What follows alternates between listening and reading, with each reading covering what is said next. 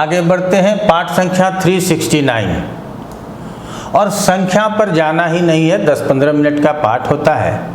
पाठ का आनंद लीजिए और बहुत गंभीर होकर के इसको समझने का प्रयास नहीं करना है, क्योंकि आप पढ़ते रहेंगे आपको समझ में आता रहेगा। बहुत ताकत लगा देंगे तो हो सकता है कि मन में और सारी बातें आ जाए और आप इसको अच्छी तरह से नहीं समझ सकें। और तीसरा चीज़ क्या है कि विश्वास के साथ समझिएगा कि हम जो कुछ भी बताते हैं, आप लोग जानते हैं कि हम श्लोक भी बताना चाहते हैं, वो इसलिए कि हमारा तरीका बताने का आधुनिक जरूर है और आधुनिक तरीके से ज्योतिष करते भी हैं और पढ़ाते भी हैं, लेकिन हमारा सूत्र कहाँ से आता है? वो सारा हमारे वेदों से आता है। तो इसीलिए आप लोग विश्वास करके पाठ को पढ़िए, आपको लाभ मिलेगा।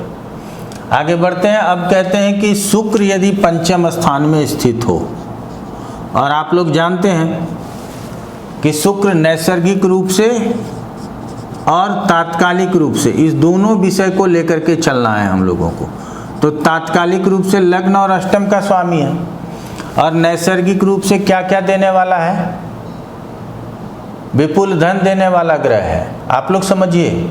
ऐश्वर्य देने वाला ग्रह है, सांसारिक सुख भोग देने वाला ग्रह है, स्त्री सुख की प्राप्ति देने वाला ग्रह है। तो ऐसे सभी विषयों को याद करके तब हम किसी लग्न को देखते हैं, किस पत्रिका में लग्नेश है कि पंचमेश है, कहाँ का स्वामित्व है। अब लग्नेश पंचम स्थान में, इससे अच्छा और क्या हो सकता है? और किसकी राशि में है? तो अपने मित्र की ही राशि में है। और शुक्र यहाँ दिग्बली होता है तो समझ सकते हैं कि दिग्बल के आसपास ही शुक्र है। तो इसीलिए हम हमेशा कहते हैं कि शुक्र पंचम स्थान में हो तो अच्छा फल करता है। अब जातक बुद्धि और विवेक दोनों तरीके से बहुत सफल होगा। ऐसे जातक यदि मोटिवेशन का काम करते हैं तो उनके लिए बड़ी सफलता प्राप्त होती है, क्योंकि स्वयं आकर्षण लेकर के शुक्र बैठा हुआ है। बहुत सारे लोगों को आप देखते होंगे कि यदि मंच पे आसीन होकर के बोलते हैं तो बहुत शोर होते रहता है पब्लिक के बीच में, और बहुत सारे लोग जैसे ही माइक पे आते हैं और बोलना प्रारंभ करते हैं तो पिन ड्रॉप साइलेंस हो जाता है। तो ऐसा क्यों होता है? तो क्या ये ग्रहों का प्रभाव है? संभव है। तो हम कहते हैं कि शुक्र यदि पंचम स्थान में हो तो जातक विवेकी होगा और ऐसे शिक्षा को ग्रहण करेगा जिससे उसको देश विदेश आदि में भ्रमण करना और किसी भी कार्य विस्तार के लिए जो पढ़ाई की जाती है वैसे पढ़ाई को करना इसके लिए अनुकूल होगा। तो सबसे पहले तो हम लोग इसको इस विषय में समझ लेते हैं। पंचम में लग्नेश बैठा है तो निश्छल प्रेमी होगा, ये छल कपट करने वाला प्रेमी नहीं होगा। अब हम एक ही ग्रह से सारे रिजल्ट कहेंगे जरूरी नहीं है। पूरी पत्रिका आप देखिएगा, क्या शुक्र पे यहाँ बहुत बुरे प्रभाव यदि पड़ जाएं, राहु केतु एक्सिस भी हो जाए, शनि की दृष्टि भी हो जाए, मंगल के साथ हो जाए, सूर्य से अस्त हो जाए, तो क्या करेगा? फिर तो वो कमजोर होगा। तो तारतम्य जो है ना अपना बिठाना है। लेकिन यहाँ यदि शुक्र है और लग्नेश होकर के शुक्र यहाँ है और एक शुभ ग्रह के नाते पंचम स्थान से सभी विषयों को और सभी सुखों को देने वाला होगा। अब यहाँ यदि वक्री भी हो जाए तो कोई दिक्कत नहीं है, क्योंकि पहले ये फल पंचम का करेगा और पंचम के फल को करने में तत्परता दिखाएगा। इसीलिए शुक्र यदि पंचम में वक्री हो तो घबराने की जरूरत नहीं है। अब शुक्र यदि यहाँ बैठ करके आप समझ सकते हैं यहाँ सिंह राशि को देख रहा है तो ये अपने शत्रु को देख रहा है ऐसा नहीं बोलेंगे, और वक्री शुक्र देख रहा है ऐसा नहीं बोलेंगे। शुभ ग्रह शुक्र नैसर्गिक रूप से, अब हम इसको लेकर के चलते हैं, ये शुभ ग्रह है और ये देख रहा है, इसीलिए लाभ की भी वृद्धि होगी। अपने बॉस के साथ बहुत अच्छा बनेगा, बड़ा भाई हो तो उसका भी बड़ा मान सम्मान करेगा, या स्वयं नहीं तो बड़े भाई जीवन में बहुत तरक्की करेंगे। तो यहाँ पे आप लोगों ने देखा कि शुक्र पंचम स्थान में हम लोग शुक्र को किस तरह से समझते हैं। तुला लग्न में छठे स्थान में शुक्र को छठे स्थान के लिए अच्छा नहीं कहा जाता। कारण एक तो शुभ ग्रह होने के कारण, दूसरा चूंकि काल पुरुष में यहाँ का स्वामित्व होता है, इसके पास मूल त्रिकोण राशि यहाँ होती है और उससे ये 12वां होता है, और तीसरा काल पुरुष में ये इसी स्थान में नीच का होता है। आप जानते हैं उच्च नीच की ज़्यादा बात नहीं होती हमारे क्लास में, लेकिन उसके बावजूद भी आपको समझना है। अब यहाँ शुक्र है, ये है मीन राशि का, तो उच्च का हो गया, ये कहने के लिए उच्च का हो गया, लेकिन इसको हमेशा नीचत्व का बोध होगा, क्योंकि काल पुरुष की पत्रिका में ये यहाँ नीच का होता है। इसीलिए तो किसी भी लग्नों में शुक्र द्वादश में बैठे तो हम और आप दोष नहीं लगाते। क्यों? वहाँ कहते हैं कि काल पुरुष में ये उच्च का होता है। तो उसी विषय को यहाँ भी समझना है। तो यहाँ यदि शुक्र बैठा तो रिजल्ट अच्छा नहीं होगा। पत्नी के सुख में भी कमी होगी, आपके सामर्थ्य में भी कमी होगी, रोग ऋण शत्रु से पीड़ित होंगे, और शुक्र छठे में बैठा है तो यूरिनल प्रॉब्लम हो सकता है। क्या दिक्कत है? मेडिकल एस्ट्रोलॉजी में जाकर के पढ़िएगा आप लोग, उसका भी लिंक आपके डिस्क्रिप्शन में मिलेगा कि क्यों यूरिनल प्रॉब्लम देता। तो यहाँ शुक्र बैठ करके हमको बहुत अच्छा रिजल्ट करेगा, ये हम नहीं कहेंगे।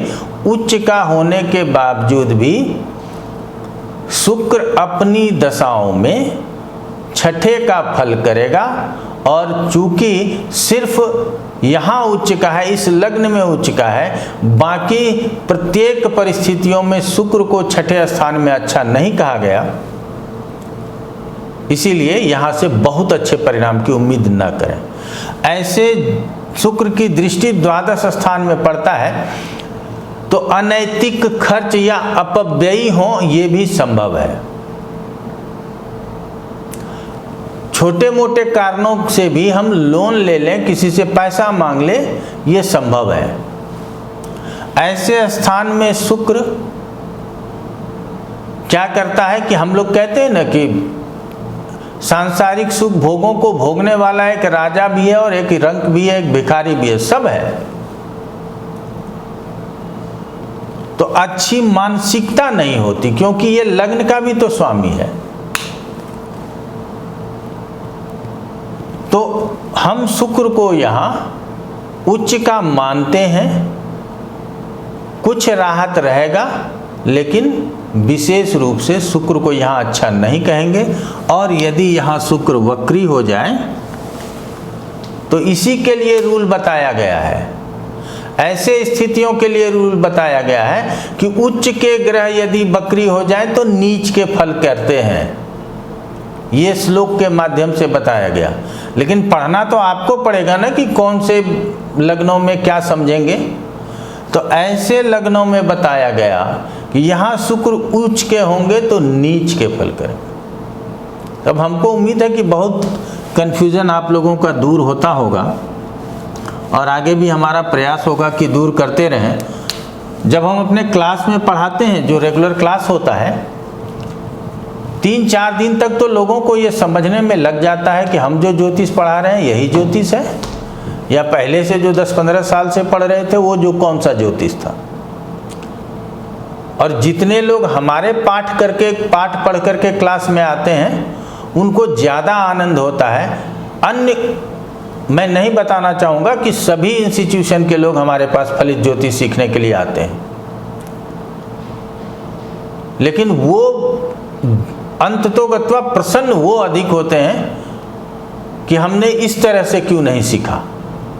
तो आप लोगों के पास अवसर है, और हमारे पास जितना समय है आप लोगों को देते रहते हैं। फिर भी जिनको क्लास में आकर के सीखना है तो 28 से नया बैच भी प्रारंभ हो रहा है, वहाँ सीख लेंगे। तब शुक्र यहाँ सप्तम में है, तो काल पुरुष में इस स्थान में तो इसी की तुला राशि होती है। सप्तम स्थान के कारक भी कहे गए हैं, तो क्या कारक भाव नाशाय बोल देना चाहिए। अकेले यदि कारक बैठे हों तो बोलना चाहिए, लेकिन वहाँ भी आपको संभाल के बोलना है, हर स्थितियों को देख करके बोलना है। अगर यहाँ शुक्र है तो हम बहुत अच्छा कहेंगे। मंगल के घर में होने के कारण यहाँ हम बहुत तीव्र गति से जीवन में अपने लक्ष्य को प्राप्त करना चाहेंगे। अब बहुत लोगों को कहना है कि मंगल के घर में, और शास्त्रों में भी लिखा है, और विद्वान ज्योतिष कहते हैं कि मंगल के घर में हो तो कहते हैं सेक्सुअल पावर अधिक हो जाता है जातक को। इसकी वजह से मंगल शुक्र के विषय में कभी हम आपको बताएंगे, लेकिन जो बाजार में चलता है कि मंगल शुक्र की युति हो तो एक्स्ट्रा मैरिटल अफेयर होगा, मल्टीपल रिलेशनशिप होंगे, ऐसे शब्दों का प्रयोग करते हैं। मैं वैसे शब्दों का प्रयोग नहीं करूंगा, लेकिन जरूर आगे बताऊंगा। तो यहाँ मंगल के घर में है और केंद्र में है, और ये इसका अपना ही घर होता है, तो ये सारे कारण हैं जहाँ स्थित होकर के शुक्र अच्छा फल करेगा। मानसागरी में लिखता है कि शुक्र यदि सप्तम में हो और ये पुरुष जातक की पत्रिका हो तो स्त्री मृत प्राय होगी, अर्थात पुरुष जैसा चाहेगा वैसा वो काम करते रहेगी। यहाँ मृत प्राय का मतलब मर जाएगी ऐसा नहीं कहा गया, अर्थात उसका सेल्फ डिसीजन नहीं होगा। हस्बैंड जिस तरह का डिसीजन लेगा वो उसको मानते रहेगी। अब वो अच्छा डिसीजन मानेगी, बुरा डिसीजन मानेगी, अपना भी डिसीजन लेने का उसका सामर्थ्य होगा, उसमें वो अच्छा लेगी या बुरा लेगी ये तो कभी अभ्यास में बताएंगे। और यहाँ यदि शुक्र वक्री हो जाए तो भी किसी तरह की घबराने की कोई ज़रूरत नहीं है, केंद्र में है। केंद्र के ग्रह यदि अशुभ ग्रह हों तो शुभ फल देते हैं, केंद्र के स्वामी यदि अशुभ ग्रह हों तो शुभ फल देते हैं। और उसने केंद्र का स्वामित्व भी लिया और वक्रता होने के कारण अशुभता भी आई और चेष्टा बल भी बढ़ा, इसीलिए यहाँ बैठ कर के रिजल्ट अच्छा करेंगे। और इसकी दृष्टि लग्न के ऊपर और अपने घर के ही ऊपर होगा, तो जातक अपने, कहते हैं ना बहुत लोग अपने पर्सनालिटी के ऊपर बहुत ध्यान देते हैं, तो ऐसे जातक अपने पर्सनालिटी के ऊपर बहुत ध्यान देंगे। अच्छे कपड़े पहने हैं कि नहीं, चेहरा अच्छा दिखता है कि नहीं, ठीक है, इसके ऊपर विशेष ध्यान भी रहेगा। चलिए आगे बढ़ते हैं। शुक्र यदि अष्टम स्थान में हो, बहुत लोगों को ये भ्रम होता है। आज भी जब लाइव क्लास मैंने किया था तो वहाँ ये प्रश्न आया था। तो यहाँ क्या है कि शुक्र आपके कहाँ है? अष्टम में। कौन से राशि के हैं? वृष राशि के।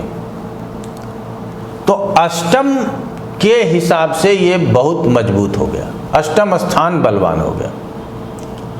अष्टम के सारे फल, जितने भी अच्छे फल हैं वो प्राप्त होंगे, अर्थात आयु भी लंबी हो जाएगी, गुप्त ज्ञान भी होगा, गुप्त धन भी प्राप्त कर सकते हैं, कला के क्षेत्र में भी निपुण हो सकते हैं, ऐसे ज्योतिष जैसे विद्याओं को भी सीख सकते हैं। लेकिन लग्नेश शुक्र अष्टम में है, आपको अपने स्वास्थ्य का भी ध्यान रखना ही पड़ेगा। और जब इस शुक्र की दशा आएगी तो गुप्त अंगों का भी विचार यहाँ से किया जाता है। तो ऐसे स्थिति में अन्य ऐसे महादशा नाथ जो छठे के साथ हों, 12वें के स्वामी के साथ हों, या छठे 8वें 12वें में बैठे हों, उसकी अंतर्दशा में यदि ये शुक्र आता है या प्रत्यंतर में आता है तो उस समय आपको लिंग से संबंधित रोग या योनि से संबंधित रोग देने का सामर्थ्य रखता है। तो ये नहीं है, जब मेडिकल एस्ट्रोलॉजी पढ़ेंगे, हमारे यहाँ मेडिकल का भी क्लास होता है, आप लोग जिनको जिस क्लास में आना हो आए, तो वहाँ पे आपको पता चलेगा। यहीं पे जब मैं हमेशा, आज भी हमको आया था एक मेल कि सर मारक खंड भी बताइए, जरूर बताएंगे। तो ऐसे स्थिति में यहाँ इसके अशुभ परिणाम भी होंगे, लेकिन अन्य ग्रह के स्थिति को समझने के बाद ही ऐसा बोलेंगे, डायरेक्ट ऐसा हम नहीं बोल सकते। अब यहाँ गुरु शुक्र वक्री हो जाए तो ये गलत हो गया, ये अच्छा नहीं होगा। ये अष्टम के फल को और तीव्र गति से करेगा, चाहे वो शुभ फल हो या अशुभ फल हो।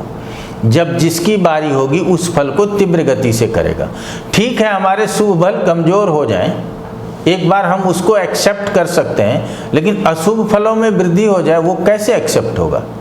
इसीलिए शुक्र को यहाँ वक्री होना अच्छा नहीं कहते, लेकिन इस वक्री शुक्र का धन स्थान के ऊपर दृष्टि नहीं मानते, धन स्थान के ऊपर शुक्र की दृष्टि मानते हैं। और शुक्र यदि धन स्थान को देख रहा है तो आपको किसी भी सूरत में घबराने की जरूरत नहीं है। धन्य धान्य से परिपूर्ण रहेंगे, अच्छे परिवार में जन्म होगा और कुटुंबों अच्छे परिवार में जन्म होगा तो आप समझ ही सकते हैं कि सबके पास धन होने की संभावना है। आपकी वाणी अच्छी होगी, ये सभी बात अष्टम में शुक्र बैठ करके और दूसरे स्थान को दृष्टि दे करके बताता है। तब अगले पाठ में हम नवम से द्वादश के विषय को भी समझ लेंगे, लेकिन आप लोग हमेशा वक्री ग्रह की दृष्टि, अष्टमे शुक्र की दृष्टि, ऐसे शब्दों से बचेंगे। बाकी कोई भी परेशानी हो, आपके नंबर चलते हैं, मेल आईडी चलता है, वेबसाइट का एड्रेस चलता है, कहीं से भी हमसे संपर्क कर सकते हैं, चाहे पढ़ने के लिए हो या कंसल्टेशन के लिए हो, दोनों चीज़ के लिए संपर्क कर सकते हैं। आज इतना ही, आप लोगों का बहुत बहुत धन्यवाद।